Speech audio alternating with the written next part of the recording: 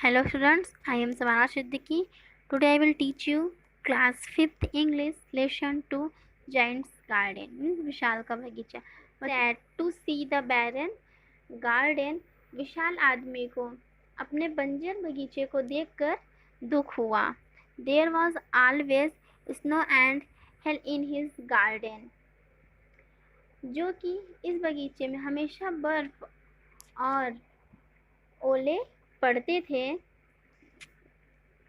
लेकिन इस बार पूरे ऑल ओवर कंट्री मीन्स पूरे देश में वसंत ऋतु आया, लेकिन उसके बगीचे में वसंत ऋतु नहीं आया था, जो कि हर साल उसके बगीचे में बर्फ और ओले पड़ा करते थे, लेकिन इस बार नहीं. The giant did not understand why the spring had not come to his garden only.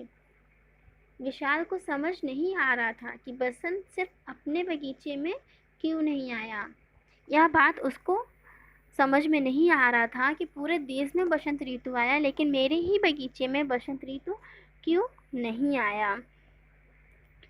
One morning, एक सुबह, the giant here the sound of sweet music. एक सुबह विशाल ने सुना. क्या सुना? स्वीट म्यूजिक, मीठा संगीत. He came out of his room and looked out. एक दिन जायंट आदमी ने एक मीठा संगीत सुना और वह अपने कमरे के बाहर आया और देखा. वह अपने कमरे से बाहर आकर देखा. He saw some children playing in his garden. उसने कुछ बच्चों को अपने बगीचे में खेलते देखा. Seeing the giant, the children run away. विशाल को देखकर बच्चे भाग गए. The giant saw that a little child was standing in a corner. एक छोटा बच्चा खड़ा है, वह रो रहा था. एक छोटा बच्चा. The giant saw that a little children was standing in a corner. He was weeping. विशाल ने देखा कि कोने में एक छोटा सा बच्चा खड़ा होकर रो रहा था. The giant felt pity on him. विशाल को उस पर तरस आ गया. He took the child and put the child on the tree. वह बच्चे को ले गया और बच्चे को पेड़ पर डाल दिया. The tree became green. पेड़ हरा हो गया. The giant was surprised. विशाल आश्चर्यचकित था. He at once called the children to him. उसने बच्चों को अपने पास बुलाया. He said. उसने बच्चों को अपने पास बुलाया और उन्होंने कहा, Children, you can play here. बच्चे, आप यहाँ खेल सकते हैं.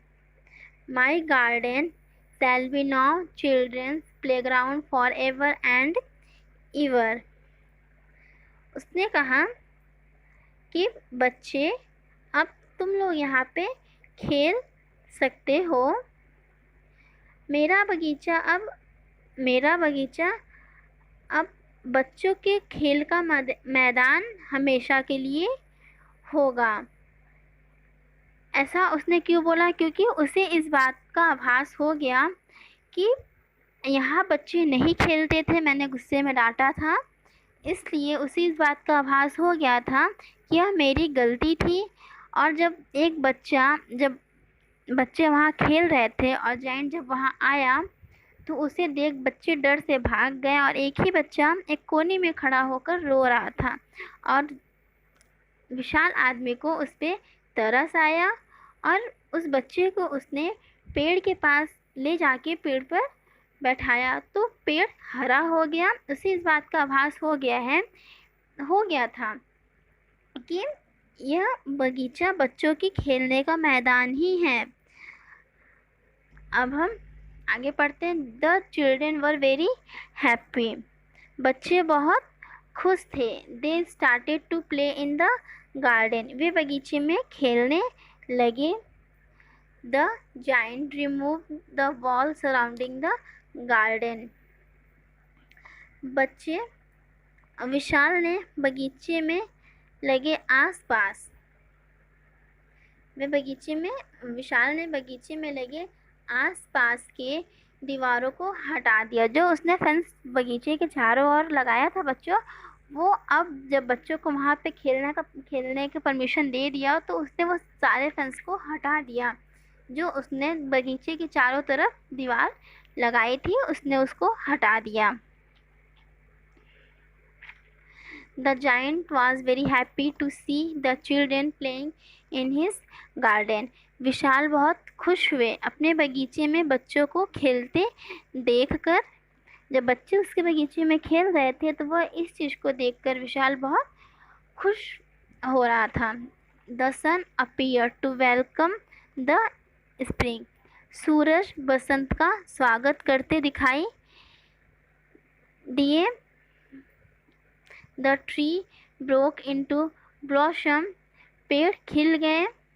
The birds began to chirping on the trees. The garden looked very beautiful.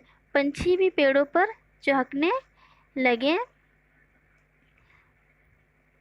The garden looked very beautiful. बगीचा बहुत सुंदर लग रहा था। The giant loved the children. Sometimes he played with children. विशाल आदमी भी बच्चों से प्यार करता था। Sometimes, कभी कभी, he played with children, कभी कभी वो बच्चों के साथ खेलता था। The children also loved him. बच्चे भी उससे पसंद करते थे, प्यार करते थे। They called him giant काका, और बच्चे उन्हें प्यार से जाइंट काका के नाम से पुकारने लगे। बच्चों, ये थी आपकी स्टोरी। आपको स्टोरी पसंद आई होगी। आज आपकी स्टोरी पूरी हो गई। अब आपको कोई भी वर्ड ना समझ में आया हो, तो आप हमें प्लीज़ कमेंट बॉक्स में कमेंट करके पूछ सकते हैं। ओके, अब हम आपको नेक्स्ट टॉपिक नेक्स्ट वीडियो में लेके आएंगे। Okay, thank you students.